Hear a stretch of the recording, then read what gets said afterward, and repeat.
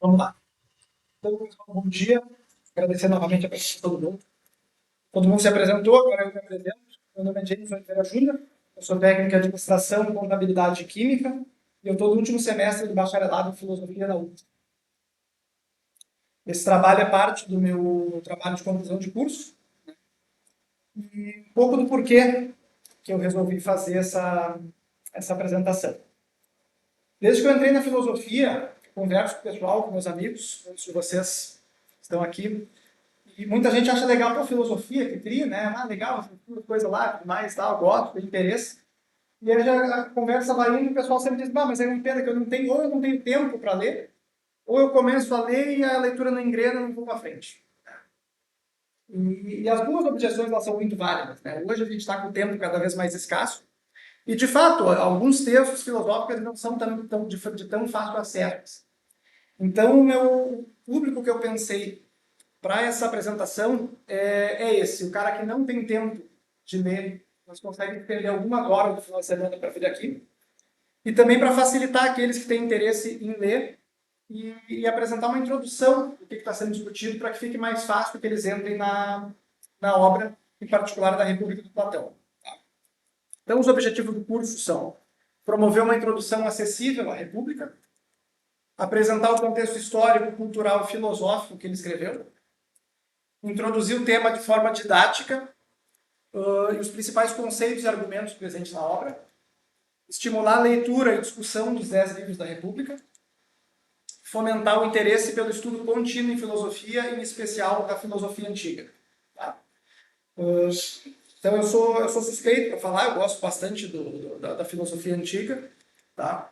E aí, quando eu estava montando a introdução do curso, né, que a gente sempre deixa para o final, eu pensei assim, bom, tá bom, mas por que a gente deve estudar o Platão?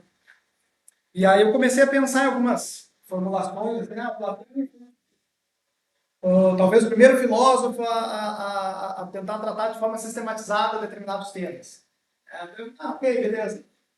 Bom, Platão, através do método dele, nos ensinou uma nova maneira de fazer filosofia. Ok, tá bom, mas não ficou do meu agrado.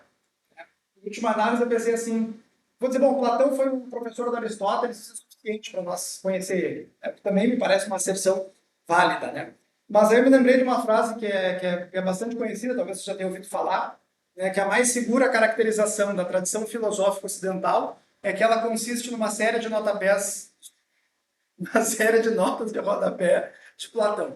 Tá? É uma frase do Alfred Whitehead, filósofo britânico, e por mais que essa formulação seja hiperbólica, eu não acho que ele esteja de todo errado. Tá? Quando a gente vai analisar a obra do Platão, a gente vê que todos os temas que são abordados na filosofia desde então, ele tem algum tipo de contribuição sobre isso. Seja na ética, seja na política, seja na metafísica, ciência, religião. Né? Então, ou Platão fundou o estudo disso aí de uma maneira um pouco mais organizada, ou ele deu algum tipo de contribuição que foi fundamental para a sequência da história da filosofia ocidental. Então, apesar de ser um pouco hiperbólica, eu acho que essa frase dá um contexto geral sobre por que estudar. E, bom, a segunda pergunta que fica é por que ler a República? Então, assim, em primeiro lugar, ela provavelmente é o diálogo mais conhecido e mais lido do Platão. Na minha opinião, a gente não deve abordar uma obra como essa, uma espécie de arqueologia. Vou ver o que um cara lá 2.500 anos atrás escreveu. Tá? Eu acho que a República é um livro bastante atual. Tá? Eu acho que o empreendimento como que ele pretendeu nessa obra, ele sempre foi e provavelmente sempre vai ser atual. Uma coisa que, um problema que tinha lá, agora a gente não tem mais isso aí, vou ler só para saber o que se discutia. Não. É bastante útil nos dias de hoje. Tá? E a República ela tenta responder algumas perguntas, né? O que é a justiça? Ela é universal ou é convencionada? É melhor agir justa ou injustamente? Como deve ser a organização da cidade? Quais são os tipos de governo e quem deve governar? Como deve ser a educação dos jovens? Quais são as virtudes e como elas se relacionam com a alma? Qual a relação entre uma alma ordenada e uma cidade justa? Se a alma é imortal, qual o seu destino? E por fim, a pergunta pelo que é o bem. Tá? Então, parte do que a República pretende é dar uma resposta, ou pelo menos uma indicação de como é que a gente pode responder essas perguntas. E se vocês olharem, nenhuma delas está plenamente respondida hoje. Que nem falou o tio Paulo, né? Pensamento cartesiano, matemático, né? Bom, ninguém discute hoje se a gravidade tem 9,8 metros por segundo ao quadrado de aceleração, né? Mas essas questões, elas ainda estão em debate na nossa sociedade hoje. Então, como é que eu pensei esse curso? Eu dividi ele em 7 encontros, tá? O primeiro sendo hoje, a gente vai fazer uma introdução, contexto histórico, apresentação do Sócrates, vida e obra de Platão. Tá? Uma visão panorâmica geral sobre como é que a filosofia grega tinha se comportado até a chegada do Platão em cena. Depois a gente vai ver 2 livros por encontro, tá? A República é dividida em 10 livros, que a gente conheceria hoje por capítulos. Então a ideia é 2 por semana. No final, conclusão, comentários e considerações finais. Tá? O que eu pensei? Eu vou fazer um grupo de WhatsApp para todo mundo. Eu vou mandar um PDF da República. A ideia seria que vocês lessem 2 livros durante a semana e a gente tivesse aula no final de semana. Tem gente que prefere fazer o contrário, prefere ver a aula, entender sobre o que está sendo dito e depois ler. Fica a critério de vocês, tá? Mas essa é a dinâmica. O curso aqui é na verdade, nada mais é do que um convite à leitura do livro mesmo, tá? Eu vou sortear este livro aqui no último dia, tá? Todos que vierem em todas as aulas vão concorrer. Então, quem quiser depois vir me prestigiar, vir aprender, pode concorrer o livro, tá? Não precisa comprar, eu vou enviar, mas enfim, fica aí como em agradecimento à presença de todo mundo. Tá? Como é que vai funcionar a aula de hoje? Eu dividi ela em 4 momentos. Tá? Primeiro, o surgimento da filosofia, filósofos pré-socráticos, Sócrates e Platão. Tá? A ideia aqui não é que ninguém saia especialista em nenhum desses assuntos. Tá? É só dar uma visão geral, um sobrevoo sobre esses pensadores, para a gente entender assim, que o Platão não chegou e começou a tirar coisa da cabeça. Já tinha um debate rolando, e ele pegou isso aí e tentou, bom, deixa eu dar algumas respostas para o que está sendo debatido. É isso aí. Sobre o surgimento da filosofia, esse é um tema bastante amplo. A gente tem algumas hipóteses de como é que isso pode ter acontecido. Tá? Eu vou trazer aqui para vocês uma das visões que a gente tem. Tá? A cultura grega ela era muito influenciada pela mitologia e pela literatura. Tá? Eu separei aqui 2 dos principais escritores dessa época, que era o Homero com a Ilíada e a Odisseia, e o Hesíodo com a Teogonia e os Trabalhos dos Dias. Existem outros autores, né, de teatro, enfim, a gente tem Píndaro, que escreveu sobre as Olimpíadas, mas eu separei aqui esses 2 principais para a gente ver como é que os gregos procuravam explicar o universo. Depois surgiu a filosofia grega, né? Com os pré-socráticos, Sócrates, Platão, Aristóteles, a filosofia helenística. Então a gente podia ter acrescentado aqui Epicuro, os estoicos, os cínicos, né? Mas aqui é só uma ideia geral para a gente entender como é que funcionou essa transição, tá? E uma das explicações que a gente tem é uma explicação que vai do mitos ao logos, tá? Então vamos entender um pouquinho o que quer dizer essas 2 palavras, tá? O mitos, ele tem como tradução mito, enredo, narrativa, uma história, tá? A mitologia é um conjunto de mitos que serve como explicação para a cosmogonia e a cosmologia, ou seja, para o nascimento do universo, para como é que a gente explica a ordem que a gente vê no mundo, tá? O mito não é uma mentira. Ele é uma estrutura simbólica que condensa significados por meio de metáforas e analogias através de uma construção narrativa. Tá? Então é o seguinte, para pegar alguns exemplos, como é que eles explicavam o nascimento do mundo? Né? Era o caos, Gaia, Urano, e da junção disso aí vieram os titãs. Né? Então não é muito difícil a gente olhar uma história como essa, né? Depreender alguns significados, como por exemplo, bom, o sol, o céu é masculino, a terra é feminina, tá bom, mas por quê? Né?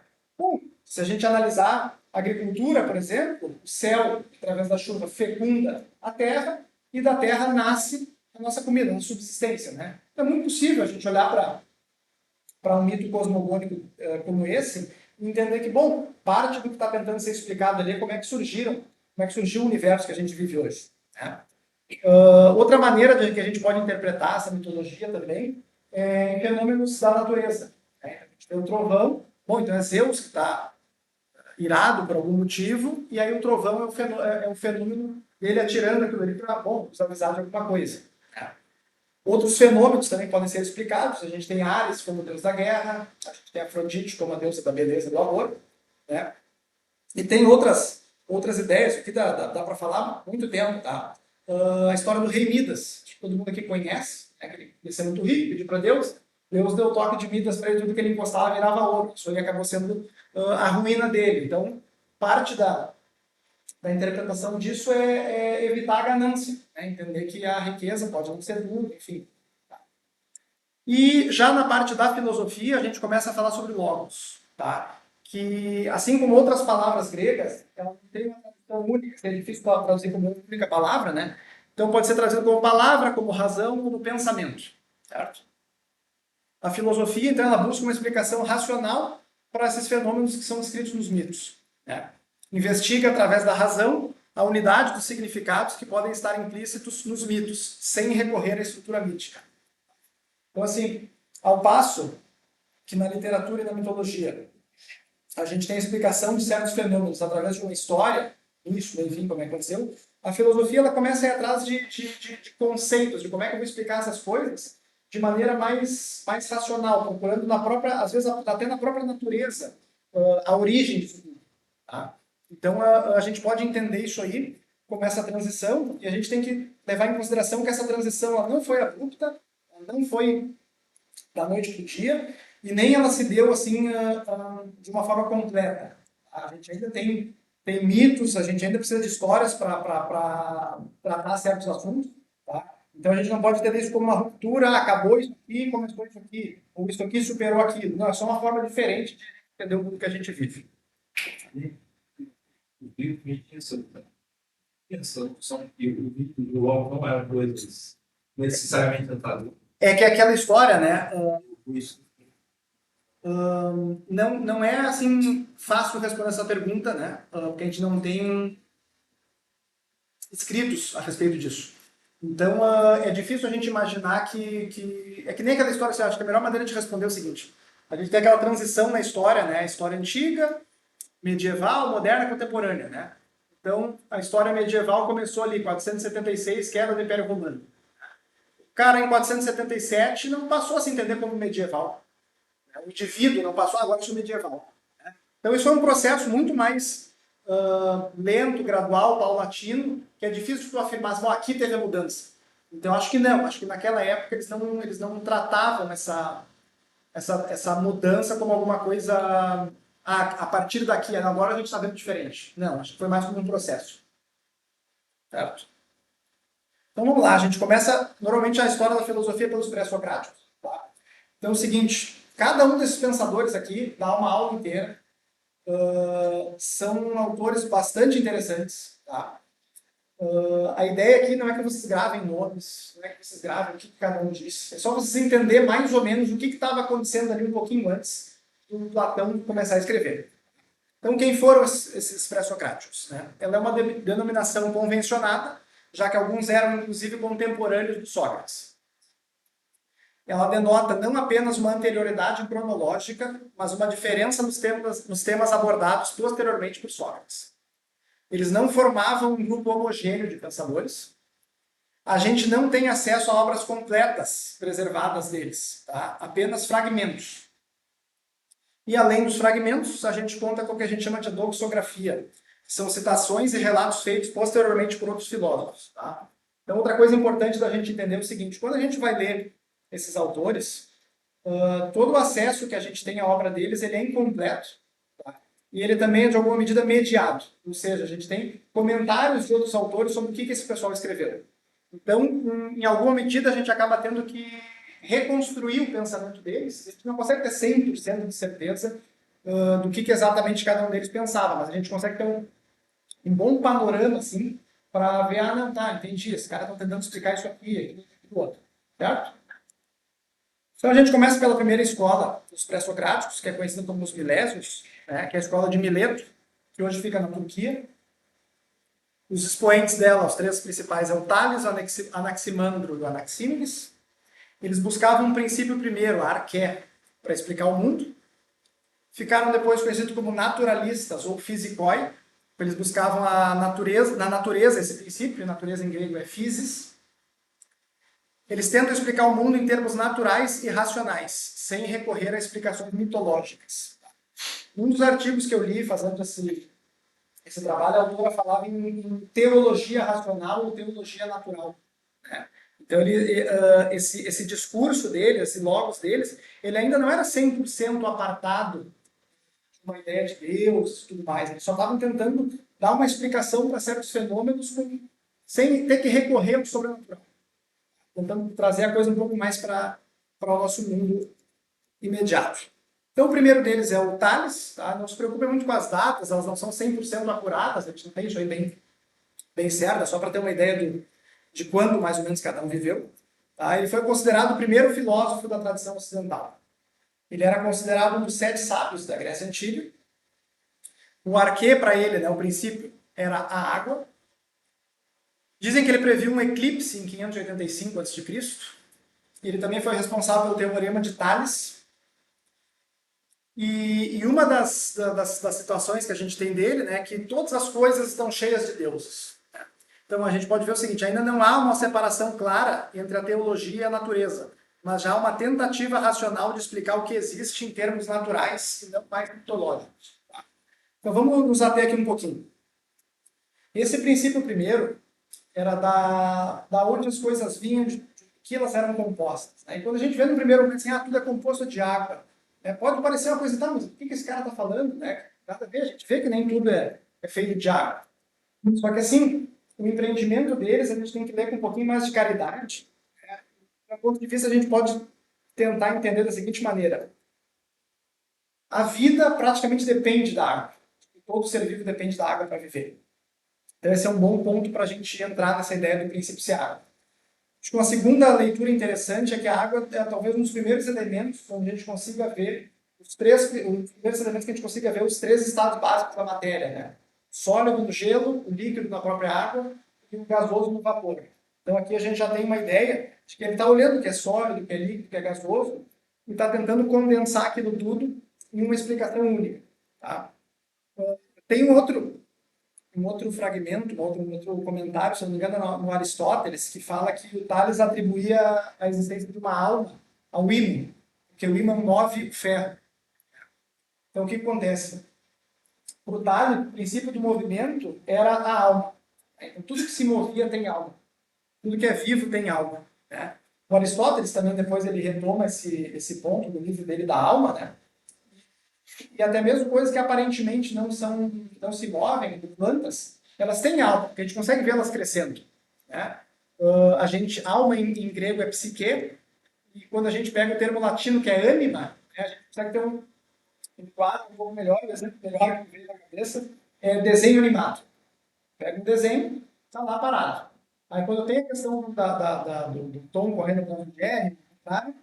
A gente vê que tem um desenho animado, tem alma, ele se mexe.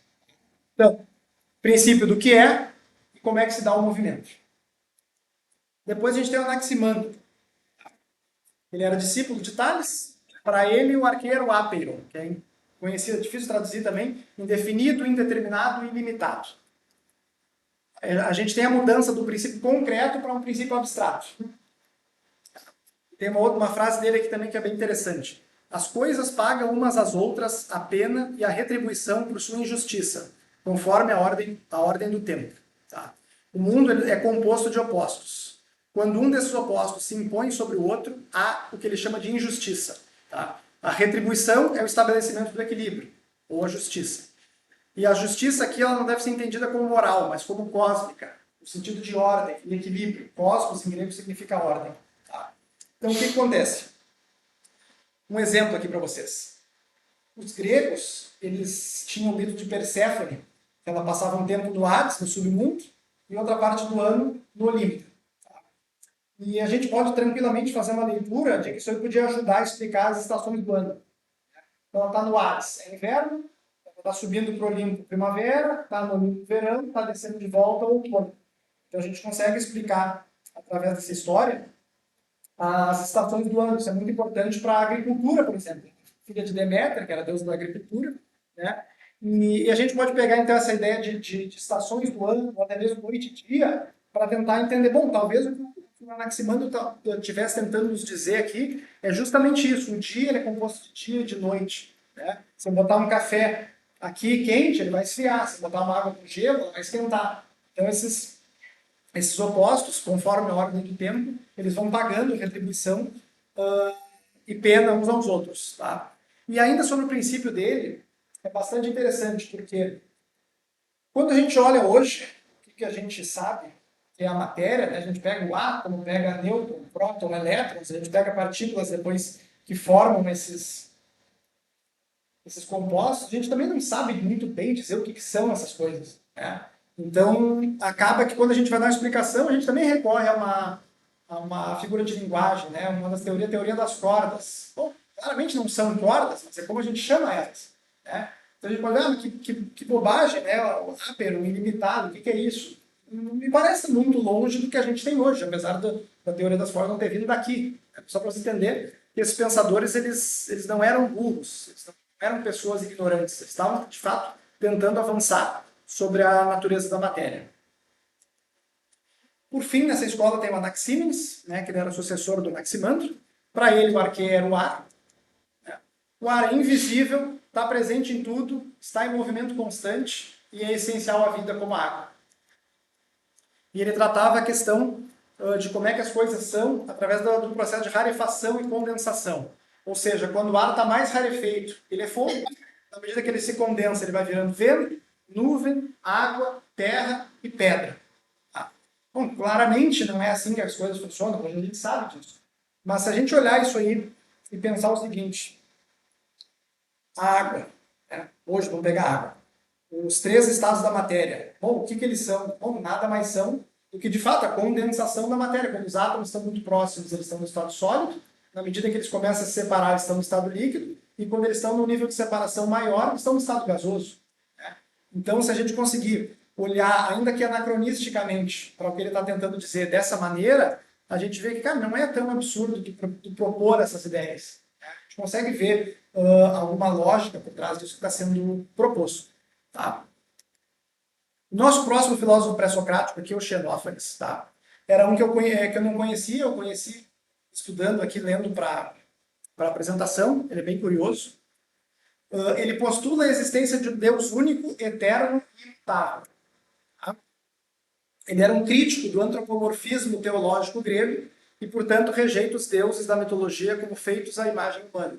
Então, o que quer dizer isso aqui? Antropomorfismo é dar a forma do ser humano aos deuses. Né? Então, em Homero e Hesíodo, a gente tinha os deuses com características, tanto físicas quanto psicológicas humanas. E ele não é muito adepto dessa ideia. Eu vou ler depois os fragmentos para vocês, é bem interessante. Tá? E ele também é um dos primeiros, não o primeiro dessa filosofia ocidental a tratar da ideia de um Deus único. Né? A gente sabe que no Egito já tinha essa ideia rolando com Akenaton, enfim, isso aconteceu 1000 anos antes, em outra parte do mundo, então não é o que nos interessa aqui. Tá? Eu separei 3 fragmentos rápidos aqui para vocês verem, que eu achei bem curioso como é que ele tratava essa questão. Tá? Aos deuses atribuíram Homero e Hesíodo tudo que entre os mortais é vergonhoso, desonroso, roubo, adultério, trapaças recíprocas. Outro fragmento dele aqui. Se os bois, os cavalos e os leões tivessem mãos e pudessem com elas pintar e produzir obras de arte como os homens, os cavalos pintariam as formas dos deuses semelhante a cavalos, e os bois semelhante a bois, e deles fariam os corpos à imagem de suas várias espécies. Então aqui a gente tem uma crítica direta dele a como é que a gente via, como é que os gregos viam os deuses naquela época. Né? E por fim, os etíopes fazem deuses negros, de nariz achatado. Os trácios dizem que seus deuses têm olhos azuis e cabelos ruivos. Tá? Então aqui a gente consegue ver uma primeira crítica direta à mitologia. Tá? Ele acreditava em Deus, só que ele entendia, ele procurava explicar a existência dele através de um conceito, não através de uma história, dizendo que ele tem essa ou aquela característica. Próximo, Pitágoras. Para ele, tudo é. Deixa eu falar. Estudou no colégio, fez os triângulos, calculou os triângulos. Tudo é número. Para ele, número é era o equivalente à ordem. Tá? A matemática levava a harmonia, isso levava a música. Ele tinha também a doutrina que ficou conhecida como transmigração das almas, grego metempsicose. Ele tinha a filosofia como modo de vida, contemplação, disciplina, harmonia interior e purificação da alma. Ele foi supostamente o primeiro a usar o termo filósofo, né, como amante da sabedoria, ao recusar o título de sábio. Então ele dizia que ele não era sábio, que ele era um amante da sabedoria, que ele buscava a sabedoria. Né? Ele foi o responsável pelo teorema de Pitágoras, né, que a soma dos quadrados dos catetos é igual ao quadrado da hipotenusa. E por fim tem a Tetractis, que é aquela ideia da pirâmide composta pelos números 1 em cima, 2, 3 e 4. Isso aí forma a pirâmide, e para ele 10 era o número perfeito. Então essa pirâmide representava toda a ideia dele. Tá? A gente não tem coisas escritas do Pitágoras, a gente sabe que ele tinha uma escola de filosofia ou meio religiosa, assim, né? A gente tem doxografia de Pitagóricos. Então vamos tentar entender rapidamente o que quer dizer. Para o Pitágoras, toda a realidade ela podia ser expressa de uma maneira através do fluido. Isso aí é o que dava a ordem que a gente vê. Tá? Ele também, supostamente, foi quem descobriu que quando a gente pega uma corda, né, estica e começa a dividir ela, tem sons diferentes e, portanto, as notas musicais. Né? Ele dizia que havia uma harmonia nisso aí. Ele também falava da harmonia, da música das esferas. Ele dizia que os planetas, estrelas, enfim, eles se moviam num determinado padrão e que aquilo ali havia música, apesar da gente não escutar elas. A doutrina da transmigração das almas, então, essa doutrina da reencarnação, ela lembra um pouco o princípio da roda de Samsara do hinduísmo, né? Mas aqui no Pitágoras, né, a gente tem uma ideia de que para ele a gente conseguia se livrar desse ciclo de reencarnação através do conhecimento, né? Vivendo uma vida de purificação. O objetivo era purificar a alma para a gente conseguir avançar nesse sentido. Depois a gente tem o Heráclito. Certo? O Heráclito é um dos que eu acho mais interessantes. Ele foi conhecido como o obscuro. Né? Para ele, o princípio era o fogo. Ele dizia que tudo flui, tudo muda, mas há uma ordem nesse movimento. Ele defendia também alguma coisa que ficou conhecida como unidade dos opostos. Dia, noite, quente, frio, vida ou morte. Depois a gente vai retomar aqui. Ele falava também, aí sim, sobre o logos mesmo. Ele usava a expressão logos. Né? Existe uma ordem racional da mudança. Há um cosmos e não apenas um caos. E essa ordem é regida pelo logos. Para ele, o conhecimento verdadeiro exige a compreensão do logos, a ordem racional do universo. Então vamos lá. Fogo, tudo é fogo.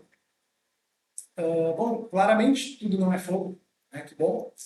Nós vamos tentar fazer uma análise um pouco mais caridosa, que nem a gente fez com os minérios, sobre o que ele está tentando dizer.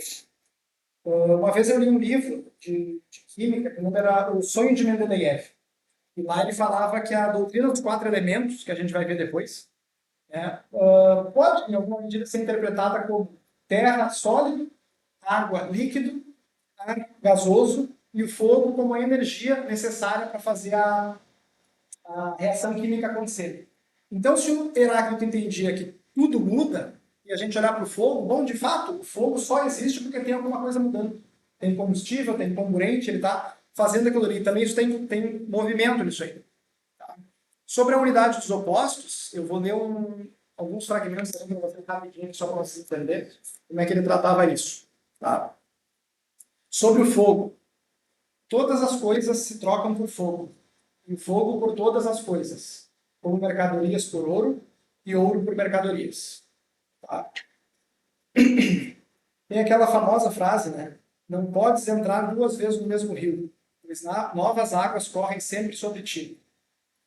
E ainda, nos mesmos rios entramos e não entramos, somos e não somos.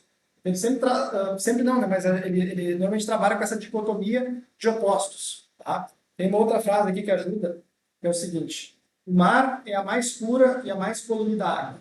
Para os peixes é potável, salutar. Para os homens, impotável e destrutível. Então, por mais que a gente precise de água, a gente não pode tomar água do mar. E um peixe também não pode viver em água doce. Então, ao mesmo tempo, a água do mar ela conseguia unir os dois opostos, de ser tóxica e de ser saudável. E sobre o Logos aqui também, ele dizia: sábio é ouvir não a mim, mas a minha palavra. né? E aqui palavra seria a tradução do logos. E o último que eu separei aqui é: os homens não sabem o que está em discrepância. Os homens não sabem o que está. Desculpa. Os homens não sabem que o que está em discrepância concorda consigo mesmo. É uma consonância de tensões opostas, como a do arco e a da lira. Então, assim, tensão de opostos, arco e lira. O que ele pode estar tentando nos dizer aqui? Um arco, assim como uma lira, ele só tem sua finalidade atingida se eu tenho essa tensão, se eu tenho essa corda esticada. Se eu tiver um arco que a corda não estiver esticada na medida certa, eu não consigo atirar uma flecha. Se eu tiver uma lira, como ele falava, e não tiver a afinação correta, ou não vai sair som ou vai sair o som errado. Então, ele está tentando trazer para nós essa ideia de... E tem outro fragmento dele também que fala assim: a guerra é o pai de todos. Então, essa ideia é a tensão dos opostos, a unidade dos opostos. Eu só tenho as coisas acontecendo porque há uma tensão entre elas, há uma guerra entre elas. Certo? Se você pensar em termos de energia, o fogo como energia, hoje é um conceito físico. Sim, sim, sim, sim. Era muito dinâmica. Também a radiação e condensação. Se pensar que as estrelas são fábricas de elementos químicos, você tem ali condensação, condensação de matéria. Sim. Não. De matéria escura. Uhum. A questão das estrelas tem...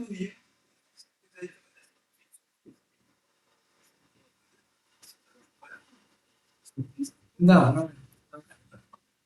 Na verdade, se a gente colocar eles dentro do contexto, a gente vê que eram explicações bastante sofisticadas para a época.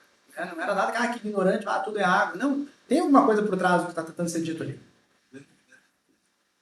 Isso. Eles estivessem em procura desses termos. Uhum. Isso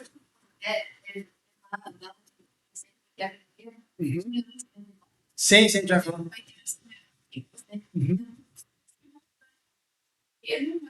Mas tinha a ideia. Uhum. Não, é isso aí. Parmênides, tá? Parmênides dizia que o ser é e o não ser não é. Tudo é um. O ser é uno, eterno e imutável. Ele distingue dois caminhos: o caminho da verdade e o caminho da opinião. Os sentidos enganam. A gente vê a mudança, mas ela não é real. É uma distinção entre a razão e os sentidos. Aqui a gente pode dizer que é o início da ontologia, né, que é parte da metafísica, que é o estudo do ser enquanto ser. Então eu particularmente achei bastante difícil essa ideia do Parmênides, quando o professor explicou na aula lá, eu fiquei meio perdido, cara, o que esse cara está falando? Depois eu tive que ir atrás para entender, e agora lendo, a ideia até não é tão complicada assim. Tá? Então eu vou tentar explicar para vocês. Ele fala que tudo que é não pode não ser, e tudo que não é não pode ser. Então assim, as coisas existem.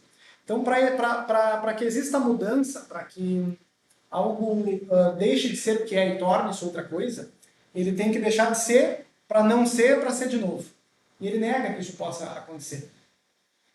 De novo. Deixa eu explicar através do poema. O fragmento que chegou para a gente é um poema da deusa. Ele é levado à presença da deusa, e a deusa diz que vai mostrar para ele dois caminhos: o caminho da verdade e o caminho da opinião. O caminho daquilo que é e o caminho daquilo que não é. Certo? Então lá ele nos diz basicamente que o que não é, não tem como ser pensado nem falado. Portanto, tudo que existe é. Né? Então, vamos pegar todos nós aqui e todos os objetos que tem aqui na sala. Tem uma coisa que é comum a tudo, que é que eles existem. Nós existimos, esses objetos existem. Tá?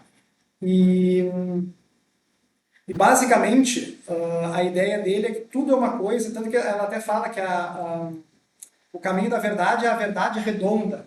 Né? Ela quer fazer a diferença da mera opinião dos mortais. E a gente vai ver que isso aqui influencia bastante o Platão. O Platão tenta mostrar a existência de algo que é eterno e permanente, mas também ele procura, a partir disso, explicar como é que a mudança acontece. Porque o Parmênides diz, não há mudança. O Heráclito diz, não, tudo muda. Né? Então, como é que a gente vai tentar conciliar isso aí? Tá? E aqui a ideia não é entender exatamente o que está sendo dito, é só entender os temas que estão sendo tratados. Tá? O Anaxágoras ele procura dar uma resposta a essa dicotomia, tá? Ele propõe as homeomerias. Tudo está em tudo. Então a gente tem partículas de tudo sempre misturadas e infinitamente divisíveis. Ele dá o nome disso de sementes. Tá? Para ele, nada surge do nada, nem desaparece completamente. Há uma mistura e separação dos elementos já existentes. Esse arranjo ele não é aleatório, ele é regido por uma mente, que ele chama de nous. Tá? E o nous é puro, independente, não misturado e inteligente. Ele é o princípio intelectual responsável pela ordem que vemos no universo. Então aqui o Anaxágoras já está tentando juntar um pouquinho essas duas questões. Tá? Bom, como é que as coisas existem? Por partículas que tem tudo junto. Então tudo tem um pouco de carne, tudo tem um pouco de osso, tudo tem um pouco de sangue, tudo tem um pouco de madeira. Como é que as coisas são como elas são? Porque tem uma predominância de determinado elemento naquele objeto ali. Tá? Só que isso aí não surge nem desaparece, ele é reorganizado. E o responsável por essa reorganização é o que ele chama de mente, de nous. Tá? Então aqui a gente já tem a permanência das coisas que são e uma tentativa de explicar a mudança. Bom, como é que elas mudam? Tá? Empédocles ele também tenta dar uma resposta para isso aí. Ele fala da doutrina dos 4 elementos, terra, ar, água e fogo, que ele chama de raízes. Tá? O arranjo desses elementos dá forma à realidade. E tudo é composto desses elementos. Então, o Anaxágoras dizia que tudo era infinitamente divisível, e o Empédocles já fala o seguinte, não, tudo tem essas partículas essenciais, elementares, né? Terra, água, ar e fogo. E como é que ele explica a mudança disso aí? A mudança é explicada por 2 forças antagônicas, o amor e a discórdia. O amor une e a discórdia separa. O amor seria a unidade e a discórdia seria a multiplicidade. Então essa é a explicação que ele dá para a mudança que a gente vê acontecendo no mundo. E assim, me parece uma abordagem bastante razoável se a gente aplicar o princípio de caridade para ele, né? De fato, há uma agregação, uma desagregação de elementos, né? Que para ele é explicado por essas 2 forças, o amor e a discórdia. Por fim, para nós terminar aqui a parte dos pré-socráticos, como o Michele falou, a gente vê o Leucipo e o Demócrito. Tá? Eles são considerados fundadores do atomismo. Para eles, a realidade é composta de átomos e vazio.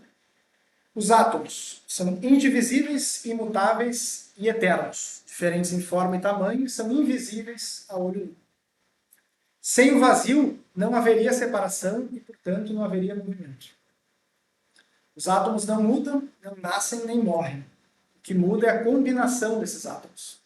Tá? Entretanto, diferente do Heráclito e do Anaxágoras, essa mudança não é ordenada, ela é aleatória. E aleatória eu coloquei entre aspas aqui, por quê? Porque a ideia deles é uma ideia mecânica do universo. Uma mesa de sinuca. A bola branca bate na colorida, uma colorida bate na outra, e assim vão se dando os arranjos desse átomo do vazio. Então, de alguma maneira, essa ideia deles também é uma resposta para esse problema do que é e como é que aquilo vem a ser. Né? A ideia de átomo é uma ideia que, apesar de não ter uma linha direta, coisa ou outra, é uma ideia que a gente tem hoje na física moderna. A gente já sabe, há uns 150 anos, que o átomo é divisível, né? Mas durante muito tempo a gente achava que a partícula fundamental do universo é o próprio átomo. A gente vê que esse pessoal, como o Silvio falou, não estava tão longe, assim, não estava falando muita coisa fora de fato é. E só para vocês terem uma ideia, essa é a divisão, você não dá para ver bem aí, a divisão mais ou menos de como é que...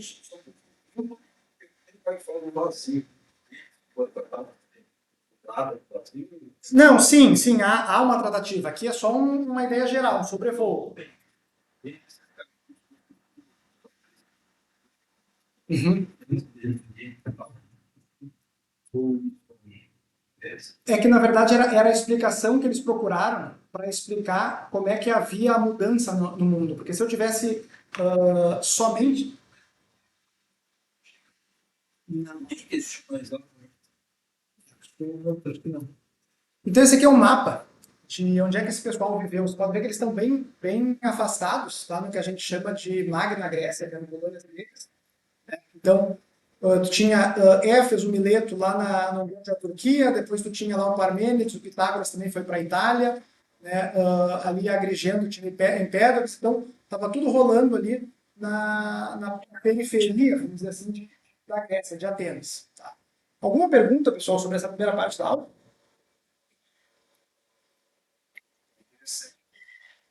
Vai para decorar, tá?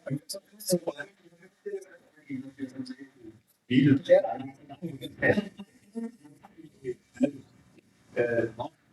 olhando superior, eu tinha uma ideia, porque, né, assim, eles, mas interessante ver todos eles com algum entendimento, explicar a realidade, claro, naquela época, os elementos que tinham, e realmente conseguir ver argumentos. O que a gente entendeu é muita coisa Sim, deve fazer sentido. sim, Deles, exatamente. mesmo que Sim, a gente escutou. E aí veio conciliar isso. esses elementos que tem uma outra, mas é bastante. É muito legal. Muito legal. Esse livro aqui, a Ordem da Filosofia Grega, é bem interessante. Tem outro livro dos pré-socráticos. Vale a pena, para quem tem interesse, ir atrás disso aí. Não é super relevante assim, para o estudo da República, é só mesmo para dar para vocês um panorama de como é que a coisa estava acontecendo até a escrita do livro. Isso. Filmes, séries, e às vezes a já estavam Uhum. Sim, tem uns elementos ali, tá? sim, sim. Beleza. O negócio que você não seria então uma definição de uma Sim, sim, sim. É uma definição negativa do que ela não é. você sabe que ela não é. Isso. Você não sabe dizer o que ela é. Aham. É isso, pessoal. Podemos... Eu não quero fugir muito do tempo que está tocando, ainda não está seguindo, mas eu acho que é interessante o nome dos caras, que pega a etimologia, falar assim, Uhum. tem muita semelhança. Sim, sim, sim. A gente vai ver um pouco disso aí depois do Platão também. Cada cara, o nome dos caras tem palavras de semelhança. Teve, até Demócrito. Demócrito, democracia, pega o outro também, é a mesma coisa. Sim. Eles tinham essa ideia de dar nome com algum significado e tal, então não fica muito longe disso aí. Né? A época deles, mas eles, a maioria é. O Demócrito, ele é contemporâneo do Sócrates. Tá? Eu citou em grupo, né? Isso, Leucídio e Demócrito. Sim. Então, é aquela ideia. Os dois livros que eu usei aqui, que são esses dois aqui, o título deles em inglês, na verdade, é Early Greek Philosophy, dos dois, né, que seria algo como o início ou primórdios da filosofia grega. Né, mas nenhum se opõe assim, à ideia de pré-socráticos. É uma convenção que a gente deu, que eu também, particularmente, não vejo problema. Só para você entender, não é um grupo de pensadores, eles não tinham uma doutrina homogênea. Foi o pessoal que veio antes. Assim. Beleza? Vamos adiante então. Depois a gente vai ver os sofistas. Tá? Quem eram os sofistas? Eles apareceram ali em meados do século V a.C. A palavra sofista vem de sofistes, que significa sábio. Né? E assim como os pré-socráticos, eles não formavam um grupo homogêneo de pensadores. Eles eram professores contratados para ensinar a retórica, né? A arte do bem falar, no contexto da democracia ateniense. O foco deixa de ser o mundo e a natureza e passa a ser como agir politicamente. A democracia leva a debates públicos e por consequência, leva à necessidade de convencimento. Para eles, a verdade é relativa, o foco é a persuasão. Então vamos entender um pouco melhor isso aqui. Daquele mapa que a gente viu, onde os pré-socráticos estavam trabalhando na volta da Grécia, na volta de Atenas, a gente agora tem uma concentração maior na própria Atenas. Então o que acontece? Depois que foi instituída a democracia, né, aquele que era considerado cidadão podia ir na ágora, podia ir na assembleia falar, né, começou a haver essa ideia de debates, de de um tentar convencer o outro sobre alguma coisa, uma espécie de julgamento, que depois a gente vai ver acontecendo no Sócrates. E a partir daí ficou muito importante aquela ideia de que, bom, eu preciso me dar bem nesses debates, eu preciso convencer os outros sobre a minha tese.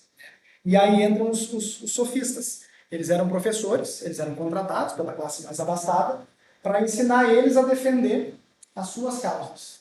Fossem elas qual fossem. Mas a ideia era justamente trazer essa ideia da retórica como um instrumento de convencimento. Dentro daquela assembleia, convencer os teus interlocutores e quem está assistindo aquele debate, aquele julgamento. Ali começa já uma distinção um pouco maior entre a natureza e a convenção, entre a physis e o nomos, tá? O que é natural e o que é convencionado. Daí surge uma das perguntas, né? A justiça, ela é universal ou o que é justo em Atenas pode não ser justo em Esparta? O que é justo para eles é o que foi convencionado. Não há um conceito objetivo sobre a justiça. Isso acaba levando a uma espécie de relativismo. Coloquei aqui a distinção entre erística e dialética, né? Vencer um debate ou buscar a verdade. Então, a erística é um termo grego, normalmente é trazido como disputa. Então, é aquela ideia de tu ter um debate, por vencer aquele debate. E a dialética, ao contrário, é aquela ideia de tu, através do pensamento, através do diálogo, tu tentar chegar a algum ponto comum, assim, que tenha uma base um pouco mais objetiva, tá? Do que simplesmente convencer o outro lado do teu ponto. Eles ensinam a vencer debates e convencer o público, não a buscar necessariamente a verdade, né? E alguns dos principais sofistas eram o Górgias de Leontino, Hípias de Elis, Trasímaco da Calcedônia, que a gente vai ver na República, e o Protágoras de Abdera, né? Que ele tem aquela frase famosa, o homem é a medida de todas as coisas. Górgias, Hípias e Protágoras também são títulos de alguns dos diálogos de Platão. Trasímaco, que a gente vai ver na República. Então a ideia é mais ou menos essa aí, para a gente entender onde é que o Sócrates aparece na história. Tá? E agora a gente vai para ele, tá? Sócrates. Ele nasceu em Atenas, mais ou menos 470 a.C., filho de Sofrônico e Fenarete, marido de Xantipa e pai de 3 filhos. Tá? Ele serviu no exército ateniense durante a Guerra do Peloponeso, não escreveu nada. As principais fontes sobre sua vida e pensamento são Platão e Xenofonte. Ele inaugura, através de seus discípulos, o gênero diálogo socrático. Ele foi acusado de impiedade e corrupção da juventude. E depois de condenado, ele morreu a tomar cicuta em 399 a.C., aos 70 anos. Tá? Então, assim, Sócrates, tá? Dizia que o pai dele era escultor e a mãe dele era parteira. Isso vai ser importante depois. Ele provavelmente era escultor também, tá? Ele serviu como um hoplita no exército ateniense, então possivelmente ele vinha de uma família que não era muito pobre, que precisava ter uma certa posse para ter dura, enfim. As principais fontes são de fato Platão e Xenofonte, mas a gente tem outros autores que citam eles, tá?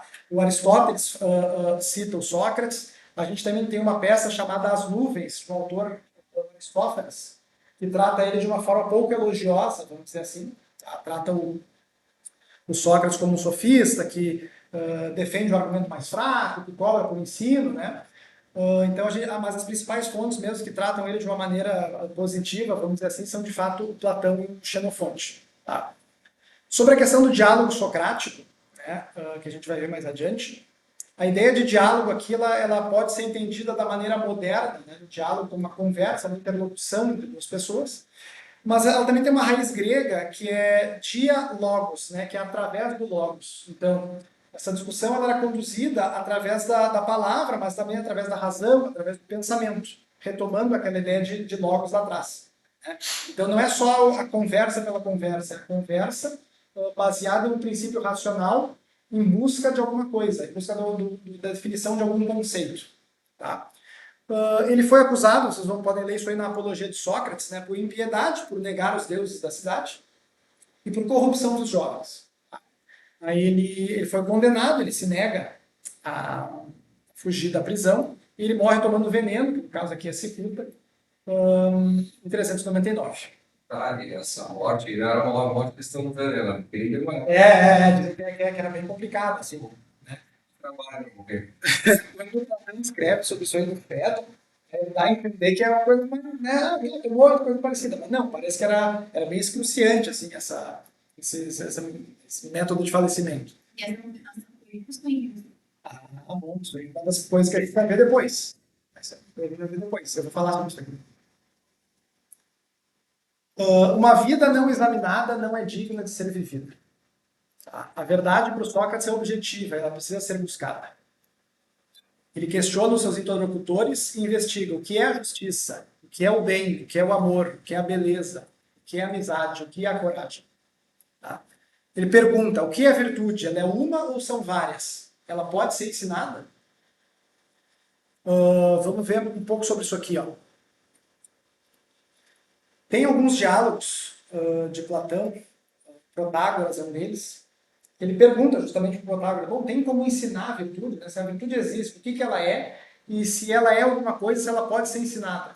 A gente vê um pouco disso também no Meno, né? E ele tem aquela ideia de que o conhecimento ele é se lembrar. A gente consegue extrair de nós mesmos o conhecimento. Né? Depois a gente vai falar um pouquinho sobre isso aí no método que ele utilizava. Tá? Por quê? Como é que ele começou essa empreitada filosófica dele, perguntando para os interlocutores o que são as coisas. Né? Tem uma história que ele conta também para nós na Apologia, que é o seguinte.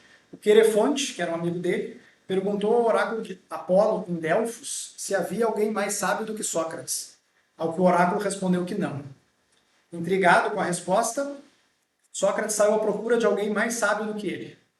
Ao interrogar poetas, artesãos e políticos, ele descobriu que eles não possuíam a sabedoria que eles afirmavam ter. Portanto, eles seriam menos sábios do que ele.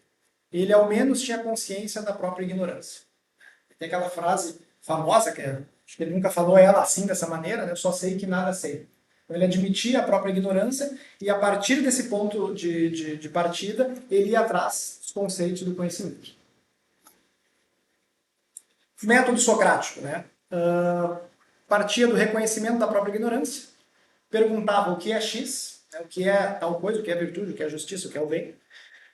Era dada algumas respostas para eles, eram utilizados alguns argumentos que ele vinha e ele refutava, né? Que é conhecido também como elencos, Sócrates. Ele se utilizava bastante de ironia e esse método ficou conhecido também como maiêutica, que é o nascimento das ideias. Deixa eu falar sobre isso depois. Ele afirmava ter um daimon, que o dentinha quando ele ia fazer alguma coisa de errado. Ele diz que devemos buscar viver bem, que é um conceito que Aristóteles retoma depois como eudaimonia, tá? Que pode ser entendida como uma boa intermediação entre as coisas humanas e divinas. Vamos nos deter aqui rapidamente. Quem esteve aqui no evento do Aristóteles, lembra que eu falei sobre isso? Tá? E eudaimonia também é uma palavra de difícil tradução. Né? Normalmente ela é traduzida como felicidade ou realização. Tá? E o Aristóteles ajuda a contextualizar isso aí, a conceitualizar isso aí, falando nessa intermediação entre o que é divino e o que é humano. Mas é interessante dar para essa leitura, não uma leitura teológica, mas uma leitura filosófica. Tá? O que eu quero dizer? O que ele está tentando dizer aqui é que a gente deve viver como uma ponte entre o que é eterno, imutável, que está no mundo inteligível, né, que depois o Platão vai chamar de mundo das ideias, trazer para cá, para o nosso mundo sensível, nosso mundo material, nosso mundo mutável, esses conceitos que tem lá no mundo inteligível. Né? Então, a ideia seria mais ou menos conseguir transitar entre o que é eterno e o que é mutável, o que está lá em cima e o que está embaixo. Não necessariamente como uma coisa teológica, mas sim mais como uma questão filosófica. Ele defende que a alma é imortal e que é melhor sofrer uma injustiça do que praticá-la. Ele se recusa a escapar da pena e ele faz uma analogia entre a justiça e a injustiça como a saúde e a doença da alma. Mais ou menos o que ele diz é: assim como é preferível ter um corpo saudável do que um corpo doente, é preferível ter uma alma saudável ou justa a uma alma doente, que é injusta. Tá? Sobre a maiêutica, né, ele dizia que a mãe dele era parteira. Beleza. E ele diz que ele também é um parteiro de ideias. Né? Então, o que ele faz? Ele ajuda as pessoas a trazerem à luz as ideias, os conceitos que eles já têm dentro deles. Tá? E uma das coisas que ele fala é o seguinte, né? Ele só consegue fazer isso para quem estiver grávido de ideias. Se o cara não tiver já uma predisposição a ir atrás dessas coisas, dificilmente ele vai conseguir fazer alguma coisa, ele não consegue criar um nenê, nada. Assim como a mãe dele também não. Né? Ele só traz a luz que já está sendo gestado dentro do indivíduo. Certo? Ele até é convidado, vamos dizer assim, a fugir da prisão, fica um tempo preso. E ele fala que não vai fugir, vai aceitar a pena. E aí falam para ele assim, né? Mas Sócrates, o senhor foi acusado injustamente. O senhor vai aceitar a pena. E depois ele responde mais ou menos assim, sim, mas tu queria que eu tivesse sido acusado justamente? Já pensou se eu tivesse sido acusado justamente, os caras iam ter razão para me matar? Então assim, ó, é melhor eu não corromper a minha própria alma e ser acusado injustamente do que corromper a minha alma e ser acusado justamente. A ideia aqui é pegar o Sócrates como um modelo a ser seguido mais do que tentar interpretar o que ele falou, não falou, quais são as suas ideias. Até porque é muito difícil a gente conseguir dividir certinho o que é Sócrates e o que é Platão. Então a gente chega aqui, se encaminhando para o final, para ver o autor que a gente vai tratar durante esse curso, tá? Que é o Platão. Ele nasceu em Atenas, em mais ou menos 427. Ele era filho de Ariston e Perictione, irmão do Glauco e do Adimanto, que a gente vai ver na República. São dois personagens da República. Tá? Bons nomes, né? Exatamente. E ele veio de uma família abastada, mas calma que tem melhor aqui. Ó. O nome dele era Aristóteles ou era Platão? Na minha edição da República, o tradutor trata que o nome dele era Aristóteles. Mas tem um livro que eu li ali que a autora fala, tem gente que diz que o nome dele era Aristóteles, mas Platão era um nome corrente, então é possível que de fato o nome dele tenha sido Platão mesmo. Né? Então acho que ao fim e ao cabo a gente não sabe. Né? Pois é, não, tá. Tem gente que defende que Aristóteles era o nome e Platão o apelido. Tem gente que defende o contrário. Não, Platão era o nome dele, porque Platão, entre outras coisas, significa largo, grande. Né? Dizem que ele era lutador, que aparentemente tinha ombros largos, era um cara grande, ele podia ser apelido. Mas isso não é muito relevante para nós. Ele escrevia em forma de diálogos, né, dos quais a maioria, se não todos, chegou até nós. Sócrates costuma ser o personagem principal, mas tem exceções. Né? No diálogo Leis ele nem aparece, no Timeu ele só introduz, assim, e depois ele deixa a discussão, quase um monólogo, né, fluir. Platão próprio ele nunca aparece nos seus diálogos como personagem, apenas como figurante, tá? Coloquei aqui entre aspas, porque na Apologia é dito que Platão estava presente, que é a defesa do Sócrates. E no Fédon, que é quando ele narra a morte de Sócrates, é dito que Platão não estava presente. Acho que ele disse que estava doente, ou coisa parecida. Então ele nunca aparece como o porta-voz das suas ideias. O Sócrates, normalmente, que dá voz a isso aí. Tá?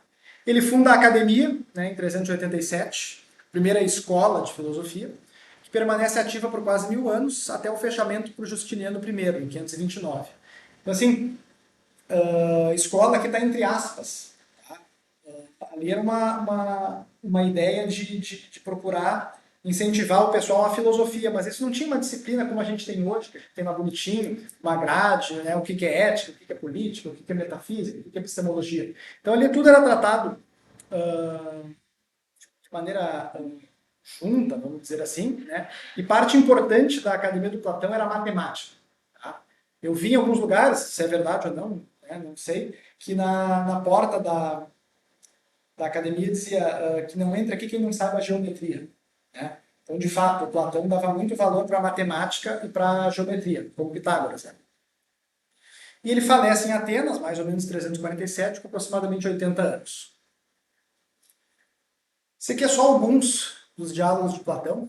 Tá? E é interessante, né? Ninguém precisa decorar, não precisa nada, só olhem assim os temas que ele tratava e vocês vejam que o Whitehead não estava tão longe na formulação dele. Ele trata de diversos assuntos, né?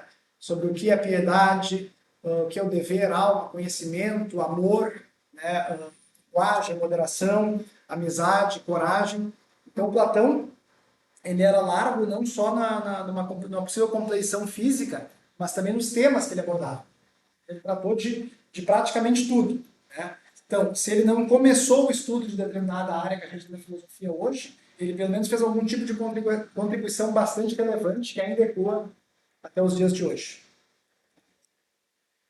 Os diálogos eles costumam ser divididos em iniciais, médios e tardios. Tá? Os iniciais são conhecidos também como diálogos socráticos, como, por exemplo, o Eutífron, né? Que é o da piedade, o próprio Críton, a Apologia. Né? Em médios, ou de transição, que é onde se encontra a República. e tardios, como Leis, que é o último diálogo que ele escreveu.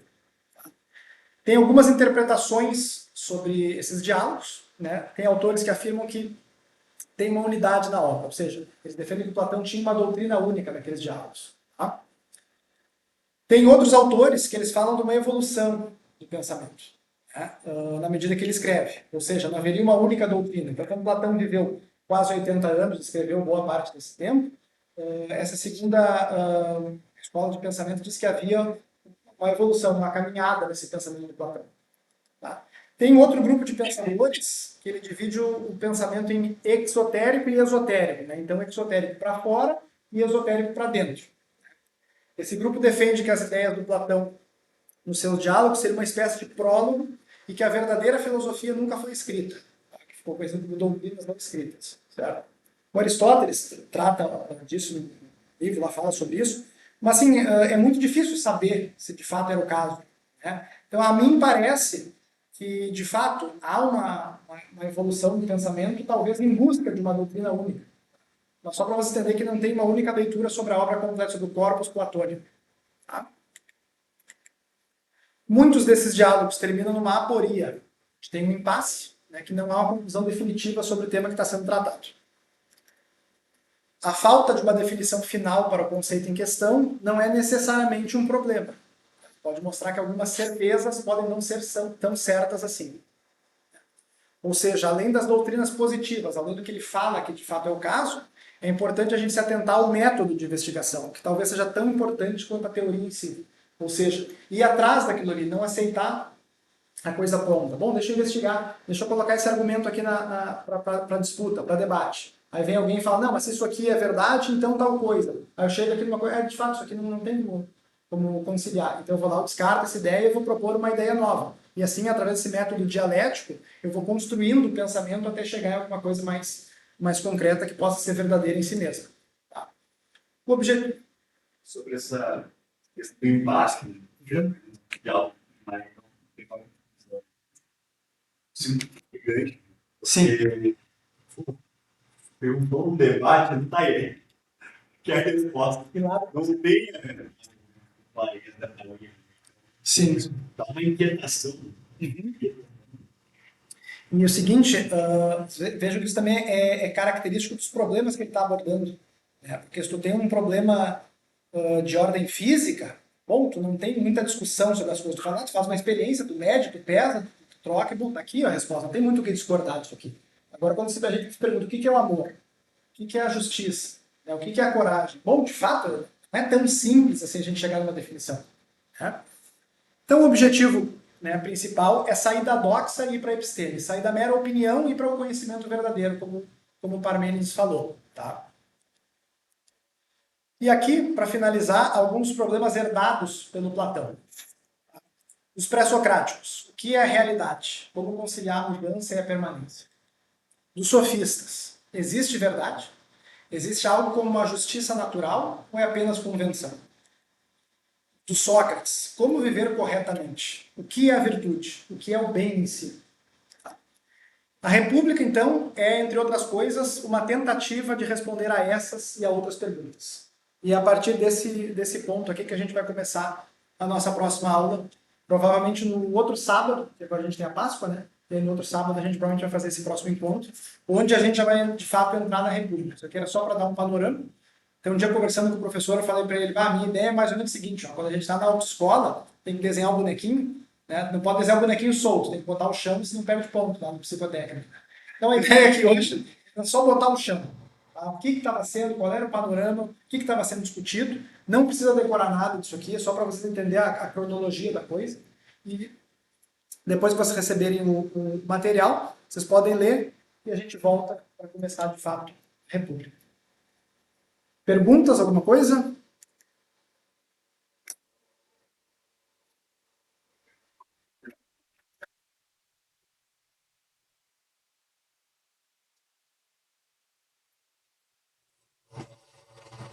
Posso tentar uma frase? Por favor. Eu vi tudo o tempo todo. Faz sentido? Não sei se puder explicar, me ajuda. Olha só, mesmo que eu não seja desse estilo de teatro, estava presente lá no passado essa coisa. uma matéria. Então, eu vi várias coisas acontecendo o tempo todo. Mesmo que você não tivesse definição que se tem hoje, toda a possibilidade de escrever. Não, ok, justo. Acho que é uma boa metáfora assim, para o que a gente viu. Né? E, de novo, né, pessoal? Quem tiver interesse, vai atrás dos pré-socráticos, vai atrás do que a gente debateu, que é bastante interessante. Esse aqui era só para dar uma ideia, só para você entender mais ou menos como é que a coisa funcionou. Tá? E, de fato, o objetivo do curso é a República. Então, a partir da semana que vem, a gente vai começar o livro 2. Depois a gente vai ver tudo isso aí. E no final, a gente termina com a opinião de vocês também. O que vocês acharam, se ela é útil, não é útil. Eu queria retomar a questão do que, assim, ó, você pega os cientistas, você pega Newton, esses caras, eles eram meio ideológicos. Também relativamente, sim, né? Então, essa questão do relativamente, né? Isso é uma coisa bastante Sim, permanente. Essas discussões dentro das outras perguntas, né? sim. Porque assim, elas não vai botar a verdade, vai chegando uma resposta. Uhum. Eu Uhum. acho que eles estão, não sei. Não, é legal. Não, é dizer o seguinte, é legal, falou assim, o que acontece.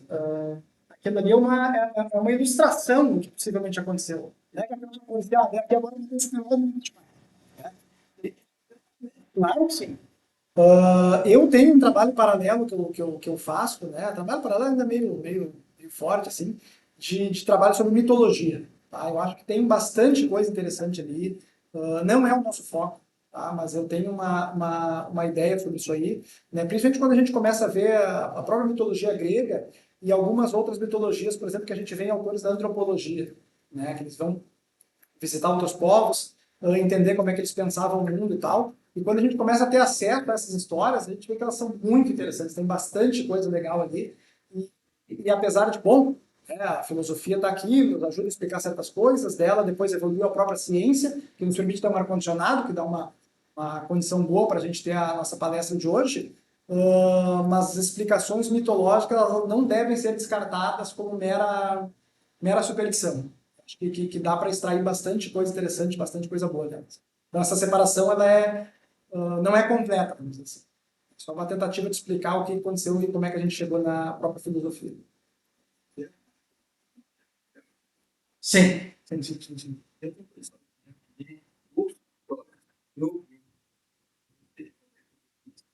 Mas o Sócrates teria aprendido com os outros. Estão comendo motivo, né? Eu não sei se o Sócrates tinha tanto essa inclinação matemática do Platão. Tá? Pelo que eu li, me parece que essa ideia é um pouco mais geométrica, como tu falou, ela é mais do Platão do que do Sócrates. Né? Sim, que nem Euclides.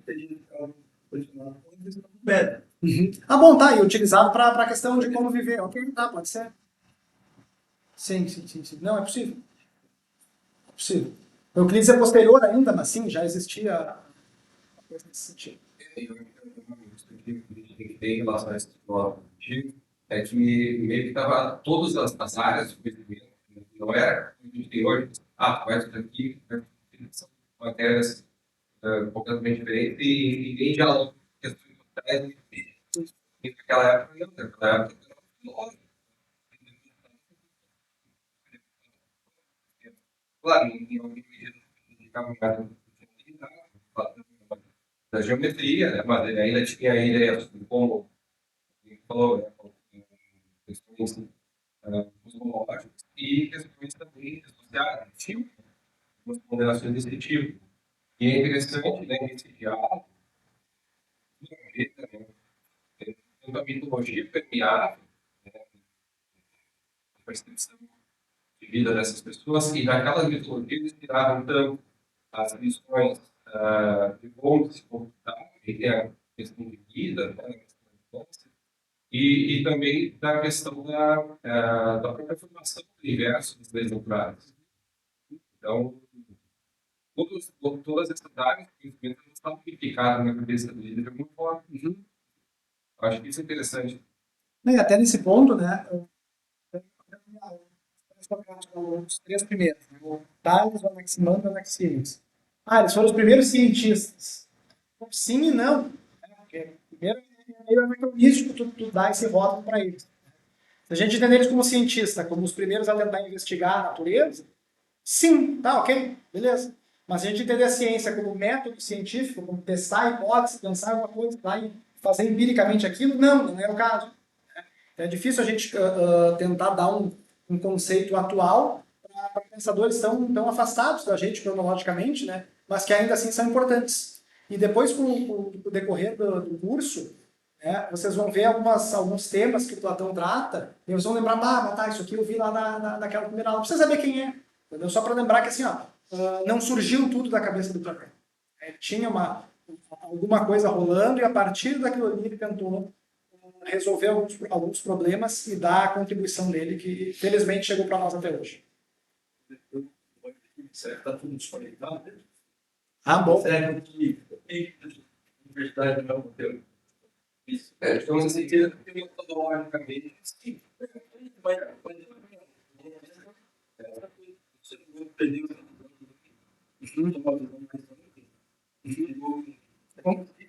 o cara só enxerga O compartimentalizado.